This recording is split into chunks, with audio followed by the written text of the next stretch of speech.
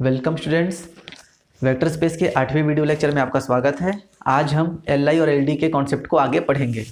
देखिए यहाँ पर आपके पास वेक्टर स्पेस दिया हुआ है आर स्क्वायर ओवर क्यू, और सेट में दिए हैं आपके पास दो वेक्टर्स 1 2 और √2 और 2√2। ठीक है, ये आपके पास दो वेक्टर्स दिए हुए हैं सेट में। आपको चेक करना है कि ये सेट आपका लीनियरली इंडिपेंडेंट है या फिर लीनियरली डिपेंडेंट है। सबसे पहले तो आपका काम ये है कि आप इसे वेक्टर स्पेस प्रूफ कीजिए आर स्क्वायर ओवर क्यू, क्योंकि अक्सर जो क्वेश्चन आपने किए हैं वो आर स्क्वायर ओवर आर हुआ करता था। ओके, तो अभी हमें क्या चेक करना है, आर स्क्वायर ओवर क्यू को वेक्टर स्पेस पहले आप प्रूफ कीजिए, उसके बाद इस क्वेश्चन को आगे कंटिन्यू करेंगे। ओके, तो चलिए यहाँ पर आपके पास दो वेक्टर्स हैं। मैंने आपको बताया है डिडक्शन फॉर्मूला से कि अगर दो वेक्टर्स आपस में लीनियरली डिपेंडेंट होंगे तो वो दोनों क्या प्रॉपर्टी सेटिस्फाई करेंगे कि फर्स्ट वेक्टर स्केलर मल्टीपल होगा सेकंड वेक्टर का, तो या फिर सेकंड वेक्टर फर्स्ट वेक्टर का स्केलर मल्टीपल होगा। मान लीजिए हम फर्स्ट को लिखना चाहते हैं 1 2 इज इक्वल टू √2 2√2। ओके, तो फर्स्ट वेक्टर में मैं कौन से वेक्टर स्केलर का मल्टीप्लाई करूं कि मुझे ये वाला वेक्टर मिल जाए। ओके, तो देखिए इसे इस तरीके से लिखते हैं, √2 यहाँ से कॉमन निकल जाएगा 1 2। आप देख रहे हो फर्स्ट वेक्टर में अगर मैं √2 का मल्टीप्लाई कर देता हूं तो मुझे सेकंड वेक्टर मिल जाएगा। बट आप एक चीज़ यहाँ पर ध्यान दीजिए कि आपके जो स्केलर्स होते हैं अल्फा, इसकी चॉइस कहाँ से होती है, फील्ड से। और फील्ड हमारा क्या दिया हुआ है, यहाँ पर क्यू दिया हुआ है, हमारा फील्ड क्यू दिया हुआ है, और क्यू के पास √2 एलिमेंट नहीं होता। √2 does not belongs to Q. इसका मतलब क्या हुआ कि आप यहाँ पर स्केलर √2 नहीं ले सकते। तो अब √2 के अलावा तो ऐसा कोई सभी एलिमेंट नहीं है जिसका इसमें मल्टीप्लाई किया जाए तो हमें ये वाला वेक्टर मिले। इसका मतलब क्या हुआ, ये जो सेट दिया हुआ है वो लीनियरली इंडिपेंडेंट सेट होगा। ओके, ये क्या हो जाएगा, लीनियरली इंडिपेंडेंट सेट हो जाएगा। ध्यान दीजिए यहाँ पर आप ये मत सोचना कि यहाँ पर तो √2 का मैं मल्टीप्लाई करके इस वाले वेक्टर को बना सकता हूँ तो ये लीनियरली डिपेंडेंट हो गया, ऐसा नहीं होगा। जो आपका जिस स्केलर का मल्टीप्लाई करते हो आप, वो स्केलर आपके फील्ड में बिलोंग करना चाहिए। यहाँ पर आपका फील्ड क्यू दिया हुआ है, इसलिए ये सेट लीनियरली इंडिपेंडेंट हो जाएगा।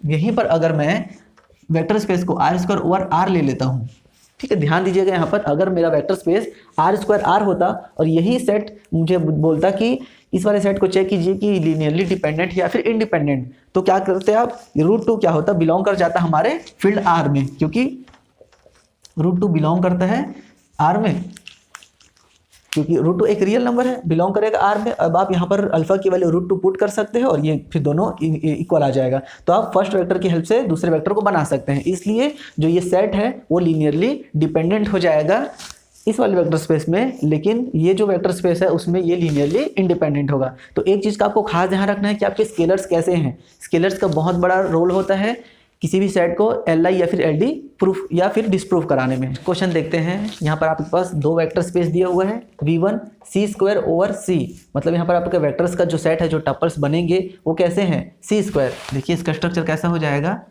XY such that XY belongs to C, मतलब कॉम्प्लेक्स नंबर। ओके, इसका स्ट्रक्चर कैसा होगा, XY such that XY belongs to complex number over field C। जबकि यहाँ पर आपका वेक्टर स्पेस दूसरा दिया है वो कैसा दिया हुआ है, c² ओवर r, मतलब आपके पास ये तो एज इट इज रहेगा बट यहाँ पर फील्ड क्या हो जाएगा, r हो जाएगा। यहाँ पर फील्ड C दिया हुआ है। अब आपको सेट दिया हुआ है ये दो वेक्टर्स का, आपको चेक करना है ये दोनों वेक्टर्स कौन से सेट में, कौन से वेक्टर स्पेस में लीनियरली इंडिपेंडेंट होंगे और लीनियरली डिपेंडेंट होंगे। ओके, स्टार्ट करते हैं सॉल्यूशन। देखिए अगर दो सेट्स लीनियरली डिपेंडेंट है तो क्या होगा, alpha into 1 plus iota 2 iota is equal to हो जाएगा 1 1 प्लस आयोटा के। ओके, तो अगर ये दोनों लीनियरली डिपेंडेंट है तो हमें अल्फा की वैल्यूज मिलेगी सच दैट कि फर्स्ट वेक्टर की हेल्प से आप दूसरे वेक्टर को बना सकते हो। ओके, तो चलिए यहाँ पर स्टार्ट करते हैं हम लोग, या आप इस वेक्टर को पहले ले लीजिए 1 1 प्लस आयोटा। देखो दोनों का मतलब सेम है, आप किसी भी वेक्टर की हेल्प से किसी भी दूसरे वेक्टर को बना सकते हो। मैं यहाँ पर इस वाले वेक्टर को पहले ले लेता हूँ। अब देखिए अगर मैं अल्फा की वैल्यू ले लेता हूँ 1 प्लस आयोटा, तो स्केलर मेरा हो गया 1 प्लस आयोटा। ध्यान दीजिएगा ये कॉमा यहाँ पर है, यहाँ पर ये स्केलर के तौर पर ये ट्रीट हो रहा है। ये बिलोंग कहाँ करेगा, हमारे C में। ओके, ये हमारा कॉम्प्लेक्स नंबर है, C में बिलोंग करे अल्फा, मतलब मैं इस वाले के लिए बना रहा हूँ। ये हो जाएगा 1 प्लस आयोटा 1 1 प्लस आयोटा। देखिए इन दोनों को मैं सॉल्व करता हूँ, ये हो जाएगा 1 प्लस आयोटा और ये हो जाएगा 1 प्लस आयोटा का स्क्वायर। 1 प्लस आयोटा 1 आई स्क्वायर की वैल्यू -1 प्लस 2 आयोटा, ये आपका हो जाएगा 1 प्लस आयोटा और 2 आयोटा। तो देखिए आपने इस वेक्टर की हेल्प से इस वाले वेक्टर को बना लिया with the help of this scalar. यहाँ पर स्केलर आपने क्या यूज किया 1 प्लस आयोटा, जो कि बिलोंग करता है कॉम्प्लेक्स नंबर्स में। ठीक, यहाँ पर फील्ड आपका सी दिया हुआ है, तो ये एलिमेंट यहाँ बिलोंग करता है, मतलब हमने इस पहले वेक्टर की हेल्प से दूसरे वेक्टर को बना लिया है। मतलब ये वाला जो सेट है वो इस वाले वेक्टर स्पेस में क्या हो जाएगा, लीनियरली डिपेंडेंट हो जाएगा, क्योंकि आपने एक वेक्टर की हेल्प से दूसरे वेक्टर को बना लिया। ओके, लेकिन जब मैं इस वेक्टर स्पेस की बात करता हूँ तो यहाँ पर मेरा देखिए यहाँ तक तो आपके पास सेम चलेगा काम, बट यहाँ पर जो अल्फा है वो क्या हो रहा है 1 प्लस आयोटा है, जबकि 1 प्लस आयोटा हमारे कॉम्प्लेक्स नंबर में बिलोंग नहीं करता, सॉरी रियल नंबर में बिलोंग नहीं करता। इसका मतलब क्या हुआ कि आपके पास ऐसा कोई सा भी स्केलर नहीं है जिसको आप इस सेट के साथ मल्टीप्लाई करो और आप इस वेक्टर के साथ मल्टीप्लाई करो और ये वाला वेक्टर आपको दे दे। तो इस तरीके से क्या प्रूफ होता है कि जो हमारा गिवन सेट है वो हमारे वेक्टर स्पेस 1 में तो लीनियरली डिपेंडेंट होगा, बट हमारे वेक्टर स्पेस 2 में वो लीनियरली इंडिपेंडेंट होगा। ओके, तो ध्यान रखना इस चीज को, फील्ड बहुत मैटर करता है किसी भी सेट को LI या फिर LD चेक करने के लिए। तो चलिए अब हम थोड़ा सा लीनियर स्पैन को रिकॉल करते हैं। देखिए यहाँ पर आपके पास वेक्टर स्पेस दिया हुआ है R² ओवर Q। देखिए यहाँ पर R² दिया है लेकिन फील्ड आपका Q दिया हुआ है। ओके, तो सबसे पहले तो आप इसे वेक्टर स्पेस चेक कीजिए, वेक्टर स्पेस, क्योंकि इस टाइप के क्वेश्चन आपने बिल्कुल सॉल्व नहीं किया हुआ है, तो पहले से आप चेक कीजिए कि ये वेक्टर स्पेस होगा। आपको S दिया हुआ है, 2 वेक्टर्स का कलेक्शन है 1 0 और 0 1। अब आपको ये चेक करना है कि लीनियर स्पैन ऑफ S किसके बराबर आ रहा है, क्या ये पूरे पूरे वेक्टर स्पेस के बराबर आ सकता है। तो चलिए इस क्वेश्चन को कैसे स्टार्ट करते हैं हम। LS क्या हो जाएगा आपका alpha into 1 0 plus beta into 0 1 such that alpha beta की चॉइस कहाँ से आती है, फील्ड से Q। तो देखिए ये हो जाएगा alpha beta such that alpha beta belongs to Q। ये हो गया इस तरीके से। तो देखिए अगर मैं कोई सा भी एक वेक्टर लेता हूँ हमारे वेक्टर स्पेस में, मान लीजिए मैंने लिया वेक्टर स्पेस में √2 और 1, ये मेरा वेक्टर स्पेस का एलिमेंट होगा, क्योंकि दोनों टपल कहाँ से आते हैं, R से आते हैं। लेकिन यहाँ पर जब मैं LS में वेक्टर्स ले रहा हूँ तो देखिए क्या मैं इस वेक्टर को इस वाले सेट में बिलोंग करा सकता हूँ। तो देखिए अगर मुझे फर्स्ट टपल क्या चाहिए √2, सेकंड टपल चाहिए बीटा, सेकंड टपल चाहिए 1, तो अगर मैं बीटा की वैल्यू 1 ले लेता हूँ तब ये तो सेकंड टपल बन जाएगा, बट फर्स्ट टपल बनाने के लिए मुझे अल्फा को क्या लेना पड़ेगा √2, और क्योंकि √2 मेरा Q में बिलोंग नहीं करता, तो इससे क्या हो रहा है कि 1 √2 और 1 जो है वो मेरे बिलोंग नहीं कर रहे हैं लीनियर स्पैन में। ओके, क्योंकि आपका जो अल्फा है, अल्फा की चॉइस क्या होगी यहाँ पर √2, और √2 आपके Q में बिलोंग नहीं करता। इसका मतलब क्या हुआ कि linear span of this set is not equal to vector space. Okay, but यहीं पर अगर आप ध्यान दोगे, अगर मैं वेक्टर स्पेस को यहाँ ले लूँ R² ओवर R, तो फिर ये जो सेट है वो लीनियर स्पैन हो जाएगा पूरे पूरे वेक्टर स्पेस के बराबर। तो ये देखिए बेसिस पढ़ने से पहले आपको स्पैनिंग सेट का कॉन्सेप्ट पता होना चाहिए। तो देखते हैं स्पैनिंग सेट क्या होता है। मान लीजिए आपका V ओवर F एक आपका वेक्टर स्पेस दिया हुआ है और S सबसेट है हमारे वेक्टर स्पेस का। तो हमें क्या करना है, लीनियर स्पैन लेना है S का, जो सेट था उसका आपको लीनियर स्पैन लेना है। अगर ये लीनियर स्पैन पूरे के पूरे वेक्टर स्पेस के बराबर आ जाता है, मतलब हमारे जो सेट है उसके एलिमेंट्स का लीनियर कॉम्बिनेशन बना के अगर मैं पूरे पूरे वेक्टर स्पेस को जनरेट कर सकता हूँ, तब मैं क्या बोलूँगा कि मेरा जो S है, S is spanning set of V over F। Okay, ध्यान दीजिए इस चीज़ को। यहाँ पर बस हम एक नया वर्ड इंट्रोड्यूस कर रहे हैं। देखिए पहले भी आप S की हेल्प से वेक्टर स्पेस को बनाते थे, अब वहाँ पर हम क्या बोल रहे हैं कि अगर किसी सबसेट की हेल्प से, मतलब किसी सबसेट का लीनियर स्पैन लेके अगर वेक्टर स्पेस जनरेट हो जाता है, तब मैं ये बोलूँगा कि जो गिवन सेट है वो मेरा क्या होगा, स्पैनिंग सेट होगा। ठीक है, तो यहाँ पर ध्यान दीजिएगा, आप स्पैनिंग सेट होने के लिए आपको लीनियर स्पैन को वेक्टर स्पेस के बराबर दिखाना पड़ेगा। फॉर एग्जाम्पल आपके पास V ओवर F दिया हुआ है R² ओवर R, आपके पास S ले लीजिए आप 1 0 और 0 1, ये आपका स्पैनिंग सेट है। किसके लिए, वेक्टर स्पेस के लिए। आप LS चेक कीजिए, पूरे पूरे V ओवर F के बराबर आएगा। ये आपका काम है, क्योंकि मैंने इसे पुराने वीडियो लेक्चर्स में कवर किया हुआ है। आप इसका लीनियर स्पैन लेंगे तो आपके पूरे पूरे वेक्टर स्पेस के बराबर आ जाएगा। इसी प्रकार अगर आप S1 ले लीजिए से 2, S2 अगर मैं लेता हूँ 2 0 और 0 -1, आप इसका LS लेके देखिए क्या पूरे पूरे वेक्टर स्पेस के बराबर आ रहा है।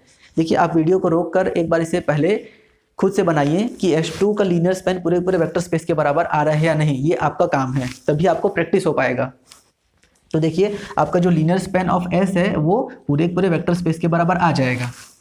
तो आप यहाँ पर एक चीज़ ऑब्जर्व कर पा रहे हैं कि किसी भी वेक्टर स्पेस का स्पैनिंग सेट यूनिक नहीं होता। देखिए मैंने यहाँ पर एक स्पैनिंग सेट लिखा, ये दूसरा स्पैनिंग सेट लिखा। इसी प्रकार से अगर मैं S3 लिखता हूँ 2 0 1 और 1 तो ये भी मेरा स्पैनिंग सेट होगा।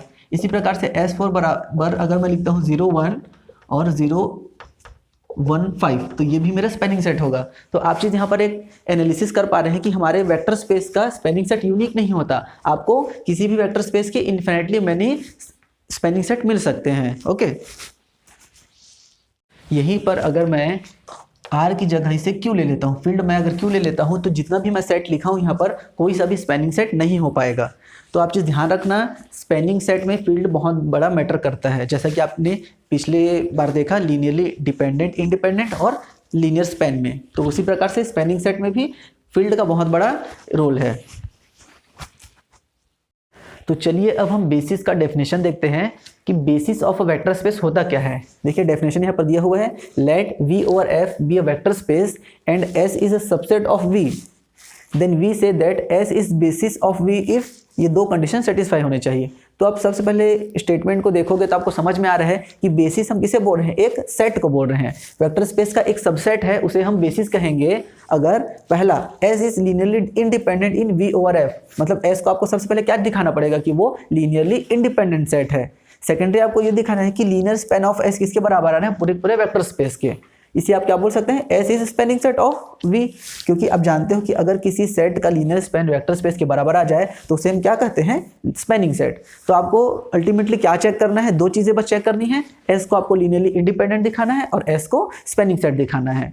तो ये दो चीज अगर कोई सभी सेट सेटिस्फाई करता है तब हम कहेंगे कि वो जो गिवन सेट है वो हमारे वेक्टर स्पेस का बेसिस हो जाएगा। ओके, तो चलिए अब इससे रिलेटेड कुछ क्वेश्चंस करते हैं। देखिए यहाँ पर आपके पास क्वेश्चन दिया हुआ है V is equal to R cube over R और आपका सेट दिया हुआ है, ये 3 टपल्स के 3 वेक्टर आपको दे दिए हैं। अब आपको चेक करना है कि हमारा जो गिवन सेट है वो बेसिस है या नहीं। तो आपको दो चीज़ चेक करना है। फर्स्ट चेक करना पड़ेगा कि S इज Li, सबसे पहले आपको S को क्या चेक करना है, वो linearly independent.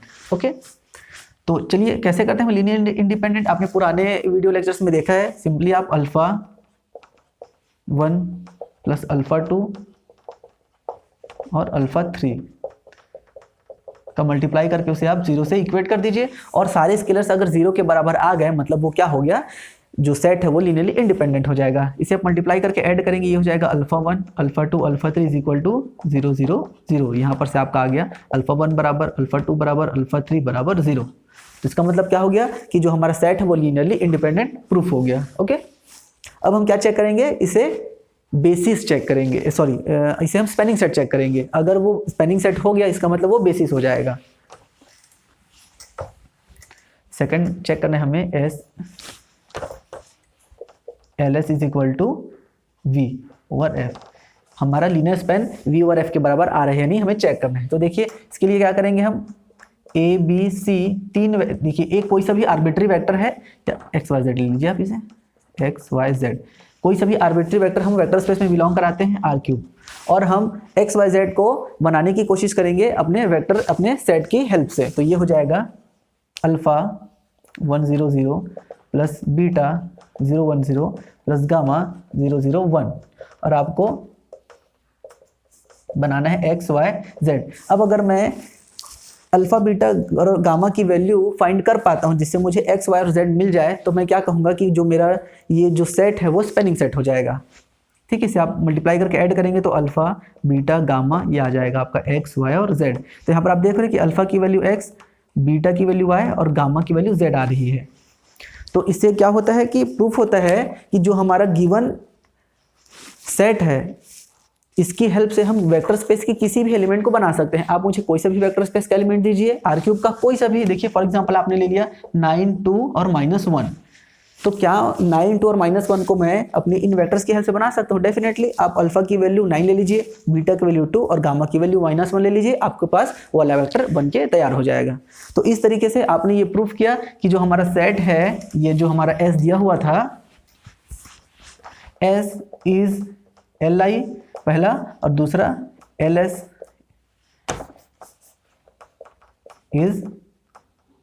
Is equal to V over F। तो आपने ये दोनों चीज़ों को प्रूफ कर लिया। इसका मतलब क्या हो गया, जो गिवन सेट है S is basis for V over F। ठीक है, तो ये जो S है वो आपका बेसिस हो जाएगा वेक्टर स्पेस के लिए। तो इसमें कुछ भी नहीं करना है, आपने जो पहले पढ़ा है, आपने को सेट दिया रहता था उसे आपको Li और स्पेनिंग सेट या फिर LS is equal to VF check करना रहता है, वही काम करना है इसमें, और फिर वो आपका बेसिस हो जाएगा। ओके, यहाँ पर एक और चीज़, अगर बेसिस नहीं है तो इन दोनों में से कोई सी भी एक प्रॉपर्टी होल्ड नहीं करेगी, या तो वो लीनियर, या तो वो आपका Li नहीं होगा, या फिर linear span is equal to V के बराबर नहीं होगा, या फिर दोनों भी प्रॉपर्टी सेटिस्फाई ना हो। तो अगर दोनों में से कोई सी एक भी प्रॉपर्टी सेटिस्फाई नहीं होगी तो आप बोल सकते हो कि वो बेसिस नहीं होगा। ओके, ये बेसिस से रिलेटेड कुछ क्वेश्चन है, इन्हें आप जरूर ट्राई कीजिए। Thank you.